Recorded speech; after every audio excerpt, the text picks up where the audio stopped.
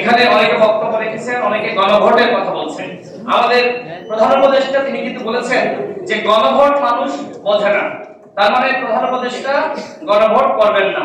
এখন যারা গণভোটের কথা বলছেন তাহলে তারা কি প্রধান উপদেষ্টার উপরে চাপ সৃষ্টি করছেন না? আমার মনে হয় প্রধান উপদেষ্টা তিনি নির্বাচনের ব্যাপারে যে বক্তব্য জাতির সামনে হাজির করেছেন সেই বিষয়ে মোটামুটি বিএনপি সহ এখানে আমরা যারা রয়েছি আমরা সবাই আশ্বস্ত। শুধুমাত্র সরকারের পরিবর্তন হলেই দেশের মানুষের যে ভাগ্য সেটি পরিবর্তন হবে না। এই জন্য দরকার রাষ্ট্র সংস্কার, শাসন ব্যবস্থার পরিবর্তন। একটি গণঅভ্যুত্থান হয়েছে 2018 সালে যে কোটা সংস্কার আন্দোলন, সেটিকে কেন্দ্র করে 24 সালে আবার কোটা ফিরে আসে। এরপরে যখন হাসিনা হত্যা যজ্ঞে মেতে ওঠে, আমরা যারা রাজনৈতিক শক্তি ছিলাম সবাই মিলে আমরা প্রতিবাদ জানিয়েছি। এটা কোনো পরিকল্পিত গণঅভ্যুত্থান ছিল না।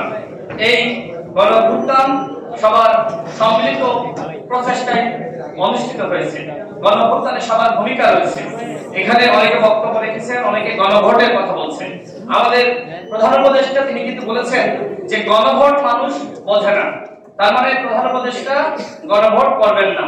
এখন যারা গণভোটের কথা বলছেন তাহলে তারা কি প্রধান উপদেষ্টার উপরে চাপ সৃষ্টি করছেন না? আমার মনে হয় প্রধান উপদেষ্টা তিনি নির্বাচনের ব্যাপারে যে বক্তব্য জাতির সামনে হাজির করেছেন সেই বিষয়ে মোটামুটি বিএনপি সহ এখানে আমরা যারা রয়েছি আমরা সবাই আশ্বস্ত। এখন কিন্তু আর নির্বাচন নিয়ে ওইভাবে আমরা কেউ তর্জক করছি না, তবে আমরা সবাই কথা বলছি রাষ্ট্র সংস্কার, গণহত্যার বিচার, এই ব্যাপারে অন্তত আমাদের একমত হতে হবে। গণহত্যার বিচারের আসলে রোডম্যাপটা দেওয়া যায় না। সরকার যদি বিচারের প্রক্রিয়াটা সঠিকভাবে শুরু করতে পারে তাহলে আগামীতে যেই ক্ষমতায় আসুক না কেন সেই গণহত্যার বিচার শেষ করতে বাধ্য থাকবে। এবং রাষ্ট্র সংস্কার, এত মানুষ শহীদ হলো, এইবার যদি শাসন ব্যবস্থার পরিবর্তন না হয়, রাষ্ট্র সংস্কার না হয়, তাহলে আজ জীবনেও রাষ্ট্র সংস্কার হবে না। এখানে জাতীয় নেতৃবৃন্দ রয়েছে, আমাদের আমির খসরু ভাই রয়েছে, সাইফুল ভাই রয়েছে, ওয়াদ ভাই বক্তব্য রেখেছেন। আমরা সবাই মিলে যদি এক থাকতে পারি ইনশাআল্লাহ এই রাষ্ট্রের সংস্কার হবে। রাষ্ট্র সংস্কার ছাড়া এই দেশকে কোনোভাবেই আর এগিয়ে নিয়ে যাওয়া যাবে না।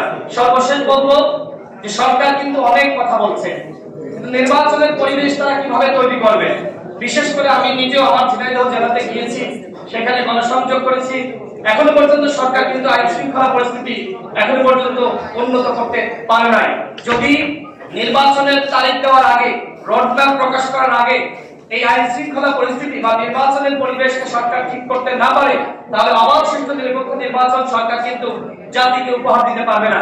আমাদের মাননীয় প্রধান উপদেষ্টা বলেছেন তিনি যদি জাতিকে একটি অবাধ সুষ্ঠু নিরপেক্ষ নির্বাচন উপহার দিতে না পারেন তাহলে জাতির কাছে তিনি অপরাধী থেকে যাবেন। আমরাও মনে করি সরকারকে বলবো একটি অবাধ সুষ্ঠু নিরপেক্ষ নির্বাচন আয়োজন করার জন্য সেই ধরনের পরিবেশ তৈরি করেন। বিশেষ করে রাজনৈতিক দলগুলোর মধ্যে যে অনৈক্য, এই অনৈক্য দূর করা আপনার দায়িত্ব। আপনারা রাষ্ট্র সংস্কার করতে চাচ্ছেন, আমরা আপনাদেরকে সহযোগিতা করব। আমাদের ভিতরে যতটুকু একমত রয়েছে সেই একমতের ভিত্তিতেই তো সংস্কার হতে হবে।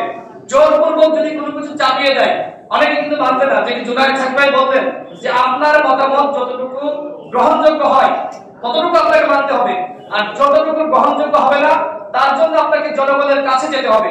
আপনি ক্ষমতায় আসেন, ক্ষমতায় এসে আপনার যে ম্যান্ডেট, আপনার চিন্তা সেটি বাস্তবায়ন করেন।